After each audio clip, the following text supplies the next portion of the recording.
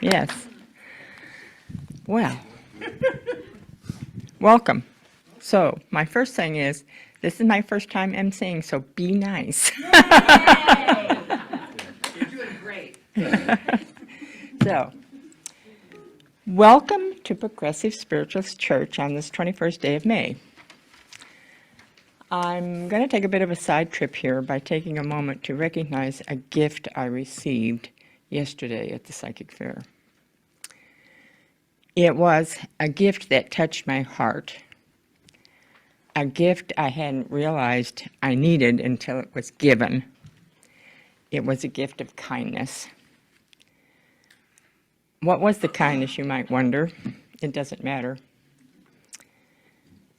It was the act of giving that counted. To me, that act of kindness is why we're here, why we're blessed to have this church family. Those in our building and those on Zoom, our Zoom family, we are kind people sharing a spiritual journey with respect and kindness, and I am grateful. So, I didn't cry.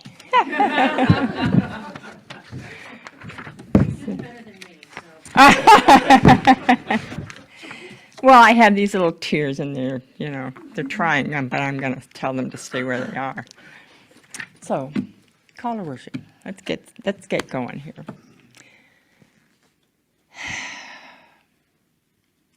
Deep breath. Everybody take a deep breath. Now I feel better.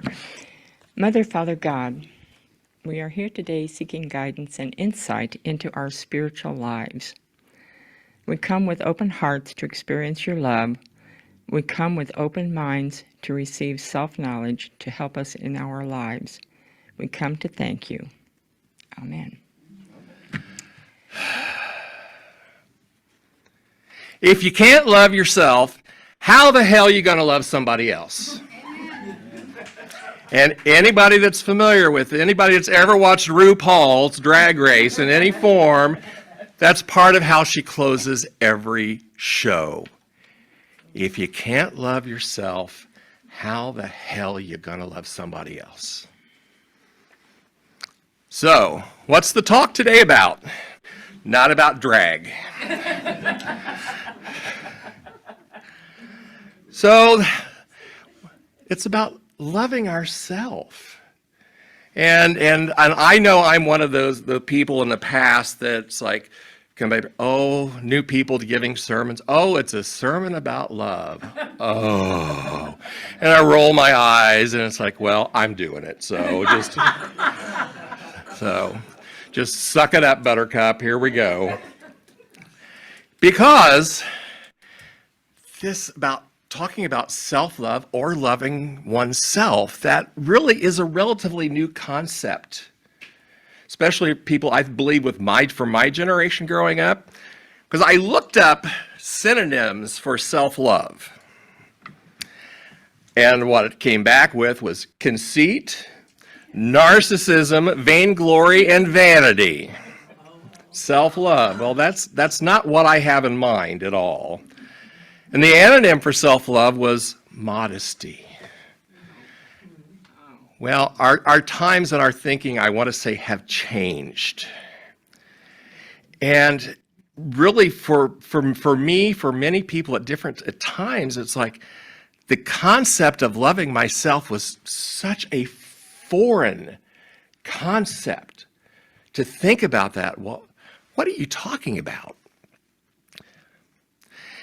If you aren't showing yourself love, how can you show others how to show themselves love?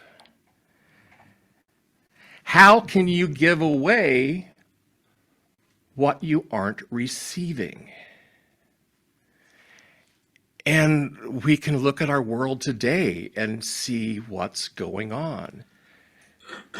Dionne Warwick just popped into my head. What the world needs now is love. Oh my gosh. How old were you when the first time the idea crossed your mind about loving yourself? Do you remember that? Have you ever thought that? Yeah. Yeah, I'm right there with you. It was just like I consider myself this huge late bloomer. Well, maybe we'll get into that later or not. If we want to change the way that we live, now you've heard me say this many times, you've heard Susan say this many, many times. If you want to change the way you live, you change the way you think. You have to start there. Well, this is my current work.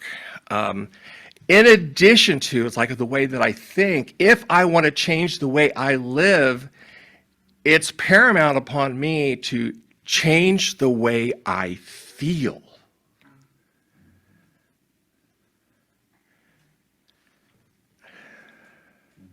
Think about this. What's your default emotion now? You know, just like any time that a thought comes into your head with anything trivial or monumental, what's your first thought, your first emotion, your reaction? How do you react to that? You see somebody up front and they start to get in line in front of you. It's like, oh, you better not get in front of me. Or just like, it's not a big deal, you don't notice. So for me, I want to say just many, many people, whether they know it or not, and this is part of the work, they don't realize that I'm angry all the time. How can I love somebody if I'm angry all the time?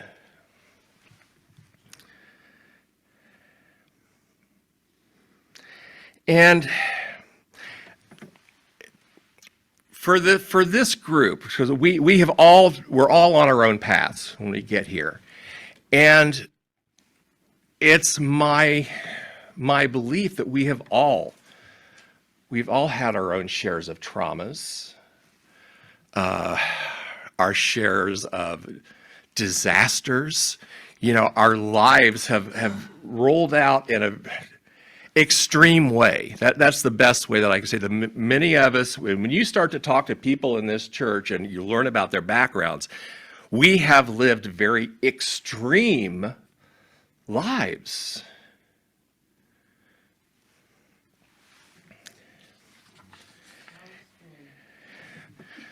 Well, I'm not going to go into that.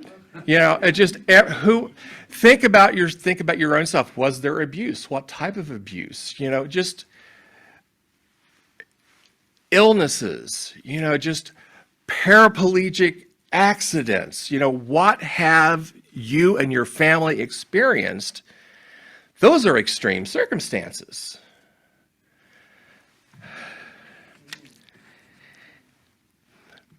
Going to the Declaration of Principles, it is our responsibility to love ourselves. We're part of that Declaration of Principles. We take responsibility for our actions. Well, part of our responsibility is to love ourselves. My thought.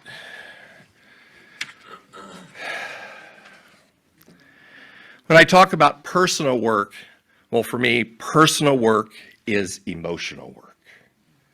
Don't let anybody kid you.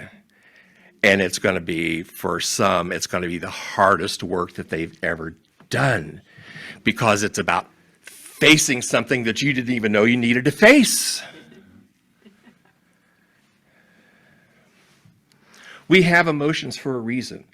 Now, years ago, we're taught, no emotions, hide your emotions. Well, if we didn't have emotions, if we didn't have a need for emotions, we wouldn't have them. Think about all of our body parts. They're all there for a reason. And there's a reason why I get angry or I get sad or I get happy, because that's part of me and part of who I am. It's a part of who all of us are. Emotions. I need something to drink. You're here. Yeah, atta girl. Self-love. Yeah. You've been healed. So, I want to read this to you. This is called a sure remedy. A sure remedy. And it's from an early Unity tract. It was originally published in July of 2009 in Unity magazine. God is love, and love is manifest as life.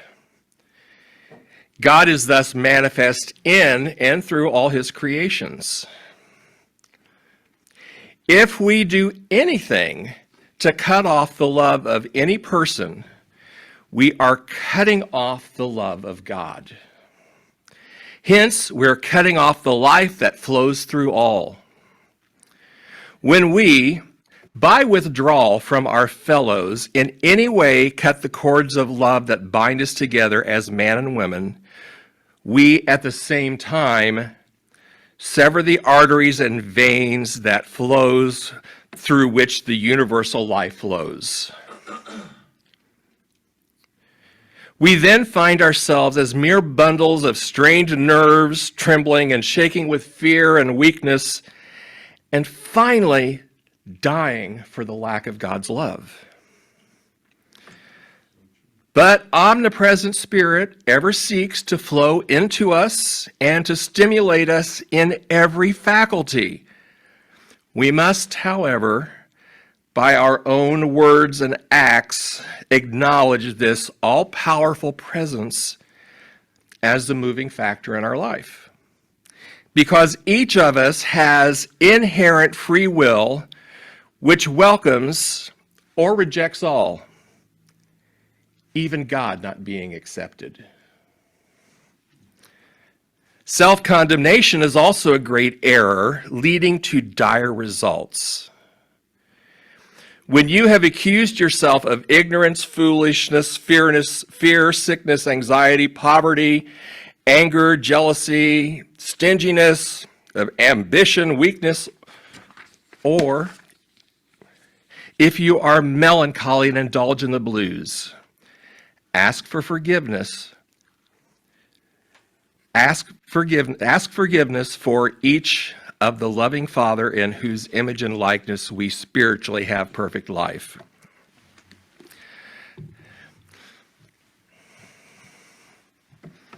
So what type of relationship do you have with yourself?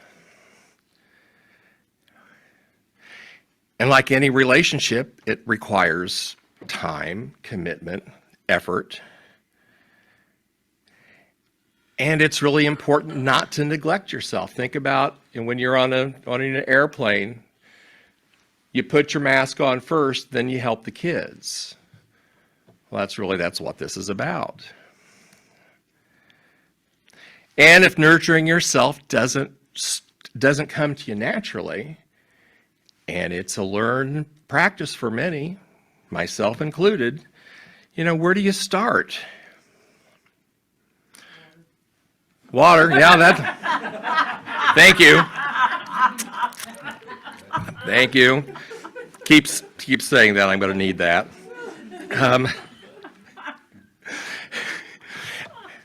We're talking about yourself. Where do you start with yourself? Well, recognizing patterns. When somebody pulls out in front of you, what's your first reaction? Yeah. I did, the last time I did that, somebody stopped. John did a gesture that's like, The last time I did that, somebody pulled around me in front of me and stopped and accosted me. It's like, well, I'll never do that again. It's like, I don't want to die, so I'm not going to do that again. I'm going to take care of myself by not flipping somebody off. How do you react when you make a simple mistake? Do you just like, oh, well, okay, better luck next time? Or it's like, oh, I am the worst person in the world that has done this, and just go to the self-flagellation? Yeah, well, I wouldn't put that in the realm of loving yourself. Do you give others, including strangers, more courtesy than you give yourself? And I found this, I saw myself doing this, especially with my mother.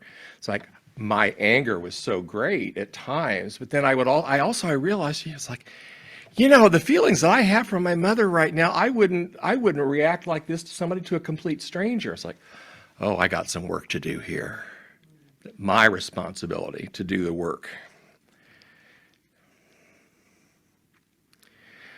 Grant yourself the kindness that you grant others. Speak to yourself as you would a friend.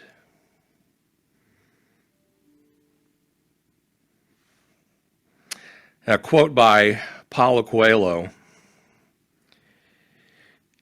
"You are what you believe yourself to be." Am I a screw-up or am I a loving individual? How do I see myself?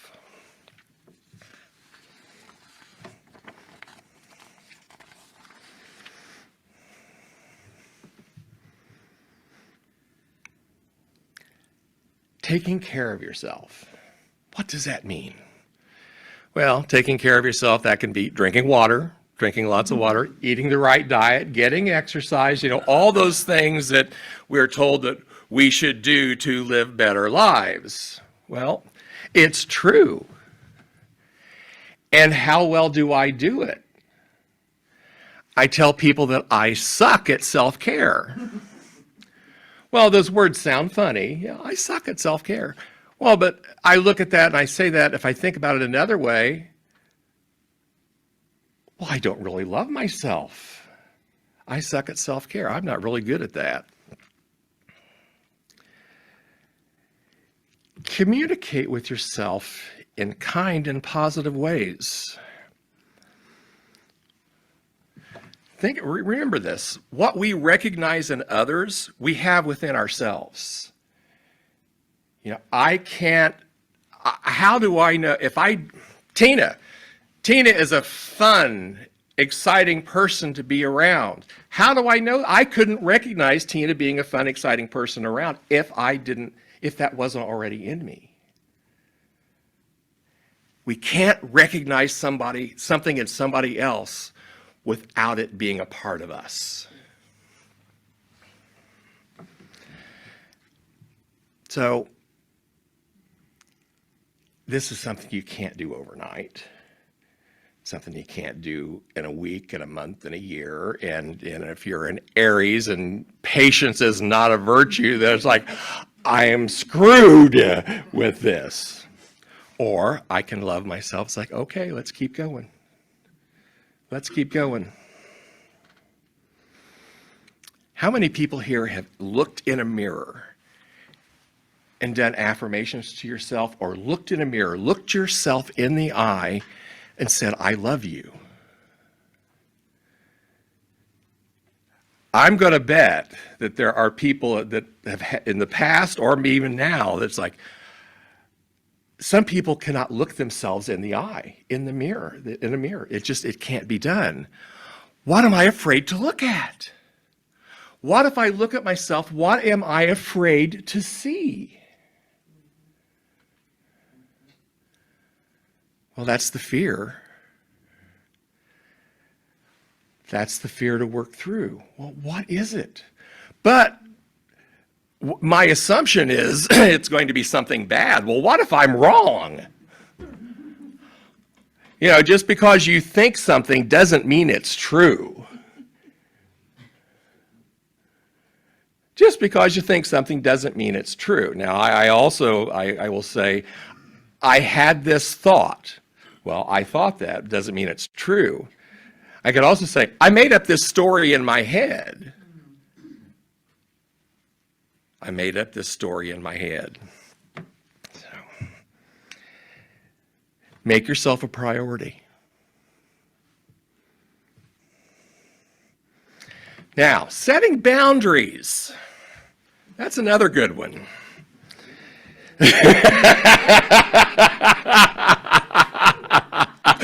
Anne's already done the work.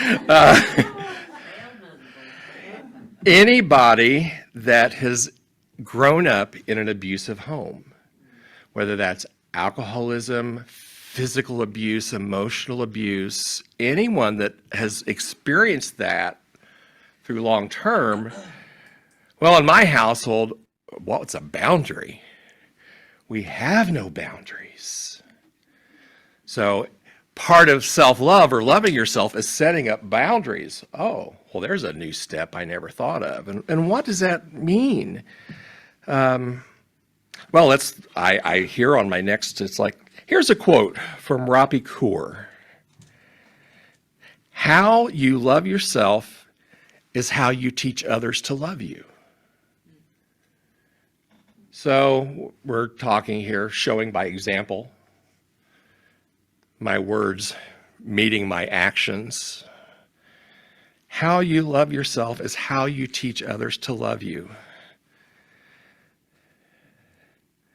Let's see, what have I written here?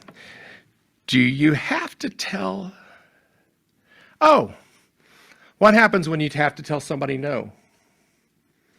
Are you able to tell somebody, I'm looking right at you, Anne-Marie, are you able to tell somebody no? She's learning. She's learning.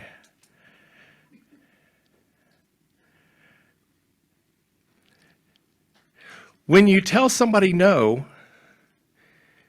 you avoid putting yourself under too much pressure.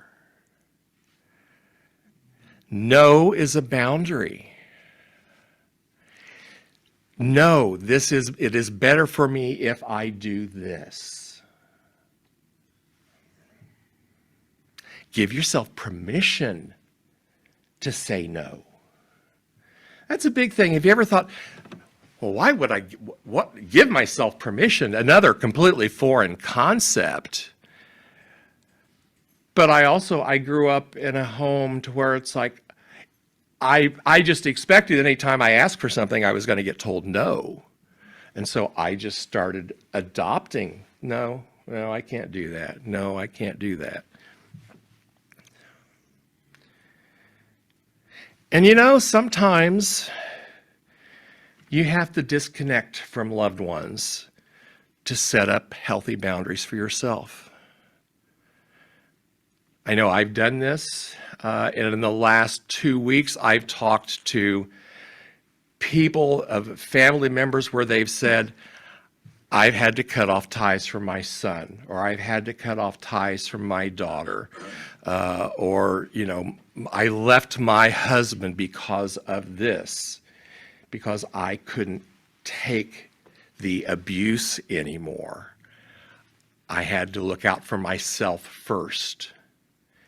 And that's hard. That is really hard. And that's part of the growth. That's part of the work. And it's not easy.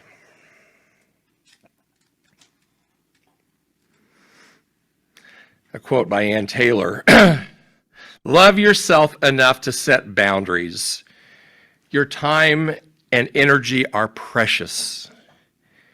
You get to choose how you use it. You teach people how to treat you by deciding what you will and won't accept. What else can we do? Spend time with people who fill you up. So that means be around positive people.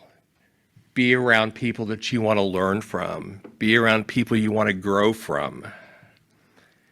Now that in itself is a huge challenge for me. Again, growing up in an abusive home, the norm is isolation. The norm is separating myself, yourself, from others for whatever reason. Isolating is not a way to grow.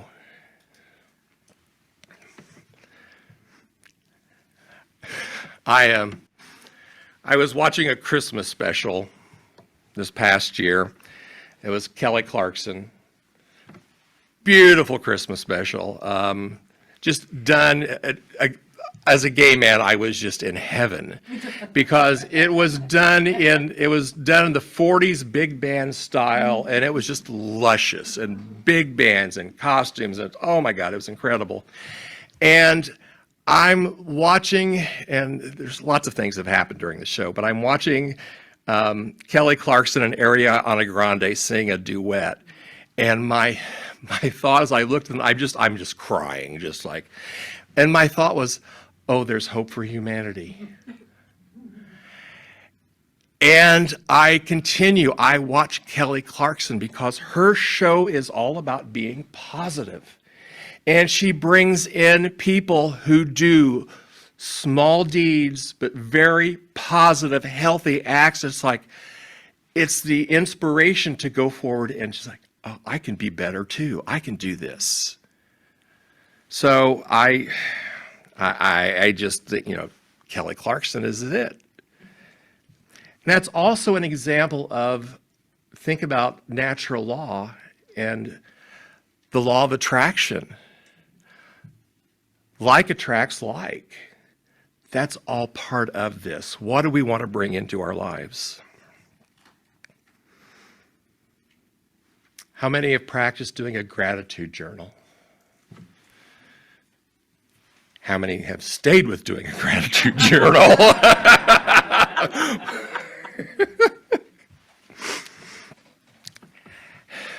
The littlest things. If you might set up a goal, I'm going to write 3 things in my gratitude journal a day. And they may be, just let it happen. Whatever, what are you grateful for? It doesn't have to be anything big. And it's just like, I'm grateful I didn't get any red lights coming home today. If that works, that works. What are you grateful for? And start small. Sophia Bush said, we are allowed to be both a masterpiece and a work in progress simultaneously. So what's that saying? We don't have to be it all. We don't have to do it all. I can be perfect and imperfect at the same time.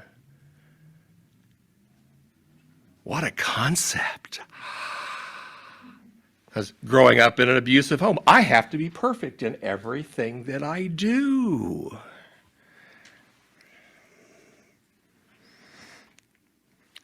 From Louise Hay, you've been criticizing yourself for years and it hasn't worked. Try approving of yourself and see what happens.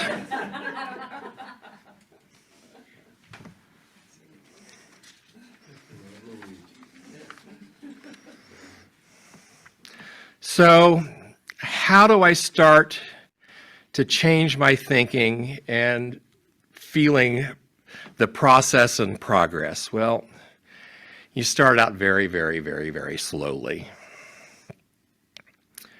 Bell Hooks says that one of the best guides to know how to be self-loving is to give ourselves the love that we often dream about receiving from others.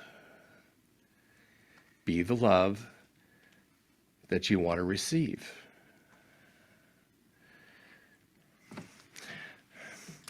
Going to wrap up here, close up here soon. If I can find the next page. I probably have it in my mess here. Well, there it is. Oh, there it is. So, and I want to read this. This came from Anne Marie Melodia, presented this was her call to worship a couple of weeks ago, because this ties right in so very well. It's Unending Love by Rabbi Rami Shapiro. And this is a concept for all of us. We are loved by an unending love. We are embraced by arms that find us even when we are hidden from ourselves. We are touched by fingers that soothe us even when we are too proud for soothing. We are counseled by voices that guide us even when we are too embittered to hear. We are loved by an unending love. We are supported by hands that uplift us even in the midst of a fall. We are urged on by eyes that meet us even when we are too weak for meeting. We're loved by an unending love. Embraced, touched, soothed, and counseled. Ours are the arms, the fingers, the voices. Ours are the hands, the eyes, the smiles. We are loved by an unending love. So, in closing, I would like to say, if you can't love yourself, how the hell are you going to love somebody else? Can I get an amen up here? Thank you very much. Blessed light of love, we give thanks for the blessings we receive, for the love we receive, for the gift of knowing life does not end. Although our services today are ending, we know that our connection to the light of love does not end. We live with the knowledge that the light of love is always constant, is always with us. We are thankful for what you have provided to us today, and we now ask that the veil between both worlds be returned to its normal place. Amen. Amen.